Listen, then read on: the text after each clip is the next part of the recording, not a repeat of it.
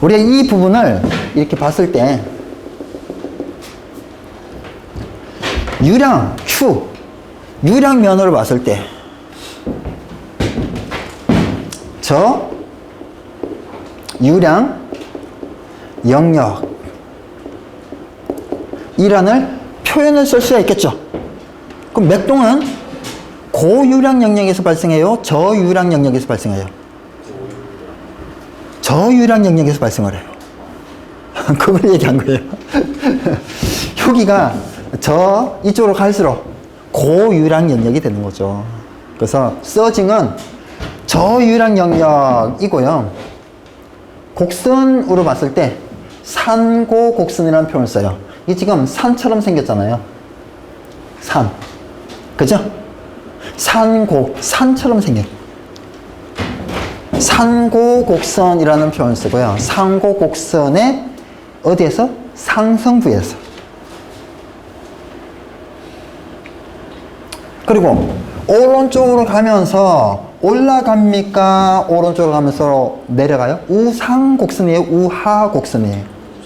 우상. 그래서 이 곡선을 여러 가지 각도로 설명을 하는데 일단 이 그림을 기억하고 있으면 우리는 그 답변에서 잘못된 것을 찾을 수가 있어요. 어떤 식으로 나올지 몰라요. 관리사는 문제를 직접 만들기 때문에. 기사는 여기 답이다 외울 수 있잖아요. 그러니까 잘못된 그냥 답만 딱 보고 잘된 거든 잘못된 거든 집어내는데 그럼 그 비슷한 거 나오는 게 맞는데 관리사는 그렇지 않다는 거죠. 전혀 특이한 것들이 나오니까. 그럼 우리는 어떤 문제에서 답 위주로 잘못된 것만 아니고 그 문제 전체를 보고 이거는 잘못되고 이거는 맞고 이거는 잘못되고 이거 한 개 한 개를 이해해서 그러니까 이 서징도 이게 서징이구나 이런 게 공부가 돼야지 보니까 해답에 여기 잘못됐구나 우상이 아니고 우하구나 우상 한 개만이 아니고요 여러 가지 각도로 봐줘야 되는 거죠. 요 부분이구나 요 부분은 오른쪽으로 가면서 올라가는구나 요거는 유량적인 측면에 봤을 때 저유량 부분이구나.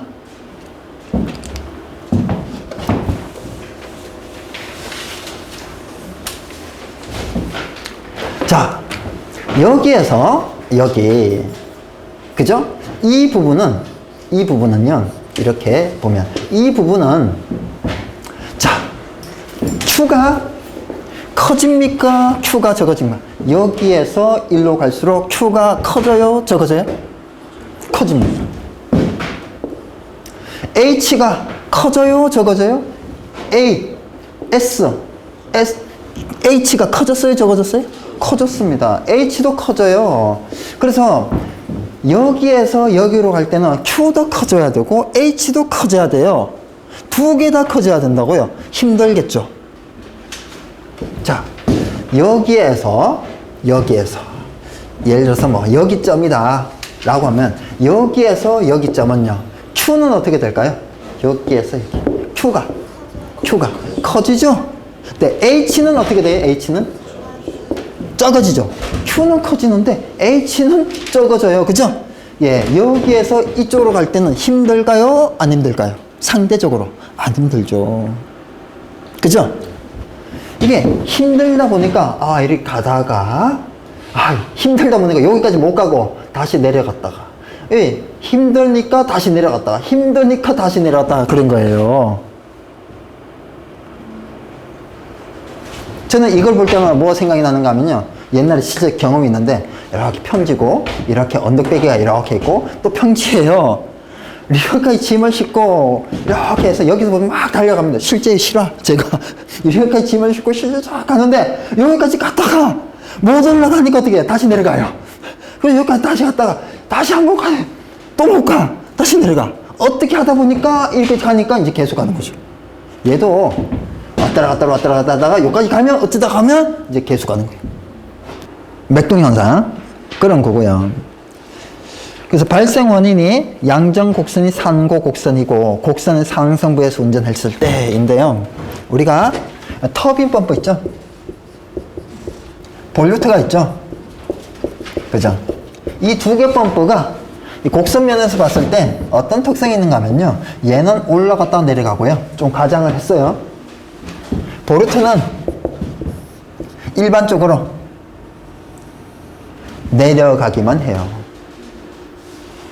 그러면 서징이 뭐는 발생을 하고 터비는 발생을 하고요. 보르트는 안 발생을 하죠. 오른쪽으로 갈수록 우상 부분이 없잖아요. 있잖아요? 없잖아요. 그죠? 그래서 현장에서 터빈보다는 보르트를 또 많이 쓴 이유 중에 하나죠. 자, 방지 대책을 보게 되면요. 발생 원인을 보게 되면 아주 좀 특이한 게 있어요. 나번에 배관 중에 물 탱커나 공기 탱커가 있을 때, 배관 중에 공기 탱커는 서지 탱커예요. 그러면 서지 탱커가 있으면 방지되는 건 뭐예요? 수격입니다. 있으면 생기는 건 뭐예요? 예, 서징입니다. 이 반대예요. 자, 방지 대책, 가번의 회전차나 안내 날개 형상, 치수를 바꾸어 그 특성을 변화시킨다. 어떻게 변화시켜요? 이 특성을 이렇게 해요. 성능 곡선을 이거를 요렇게 바꾸겠다 이거예요. 자, 나머지는 참조를 하시고요. 펌프의 이상현상, 토출량이 감소하는 원인, 펌프의 소음 진동이 발생했을 때의 원인, 소음 진동의 원인인데, 여기에 보면 캐비테이션도 있고 서징도 있는데 뭐가 없어요? 수격이 없죠. 이유가 뭘까요?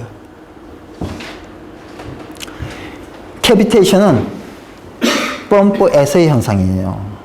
서징은 펌프에서의 현상입니다. 근데 수격은 배관에서의 현상입니다. 수격은 배관이에요. 수격은 흡입 배관이에요? 토출 배관이에요? 토출 배관입니다. 그럼 펌프 흡입 측에서는 뭐가 발생해야 돼요? 캐비테이션. 펌프 토출 측에서는 뭐가 발생해요? 수격이. 그럼 펌프에서는 뭐가 발생해요? 서징이. 이렇게 세 개로 또 나눌 수도 있습니다. 근데 캐비테이션은 펌프 흡입 배관, 펌프에서의 현상, 이 두 개를 같이 얘기할 수 있어요. 근데 서징은 펌프에서만이고요. 우리 수격 현상을 또 하나 얘기를 하면요. 수격 현상은 수격, 물이 뭐 한다는 거예요? 친다는 거예요. 물이 치는 현상이 수격이에요.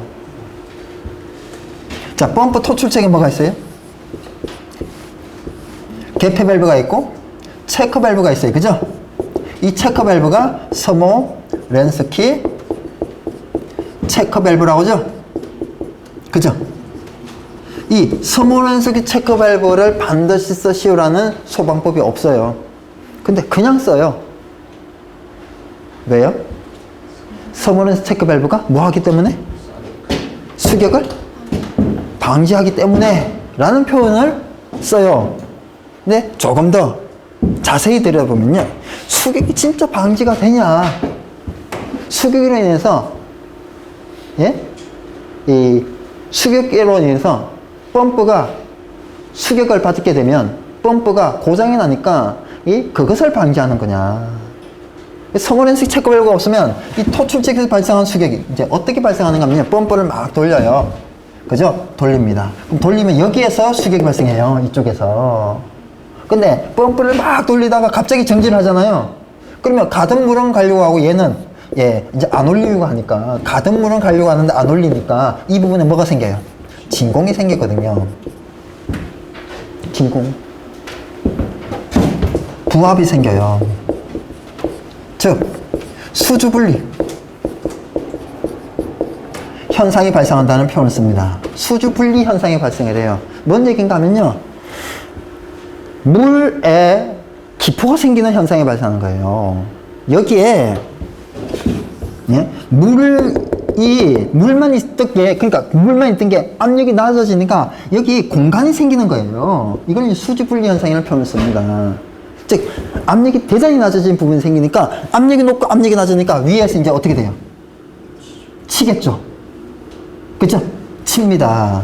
치는데 이걸 범퍼 임펠러가 받으면 어떻게 돼요? 날개가 받으면 날개가 이제 금이 가고 깨어지는 겁니다. 다시 돌리면요 성능이 뚝 떨어져 있어요. 그러면 범퍼 어떻게 돼? 임펠러 교체해야죠.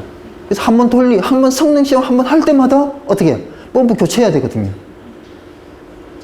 그래서 이건 안 되겠다. 그래서 개발이 된 게 서머렌스 체크 밸브. 그럼 서머렌스 체크 밸브 뭐냐? 예? 이게 이렇게 칠 때요. 얘가 튼튼한 판이 있어요. 서머렌스 체크 밸브 구조상.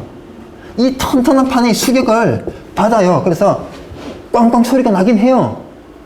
그게 수격이 생겨요. 근데 수격을 방지하는 게 아니에요. 범퍼가 받아야 될 수격을 서머렌스 체크가 대신 받는 거예요. 얘는 튼튼해요. 날개는 안 튼튼해요. 그래서 사실은 수격은 생겨요. 네, 대신 받는 거죠. 수격이 방지되는 건 아니에요. 근데 수격으로 인한 수충격을 서머렌스 체크 밸브가 대신 받아서 범퍼를 보호한다. 이게 정확한 설명일 수 있어요.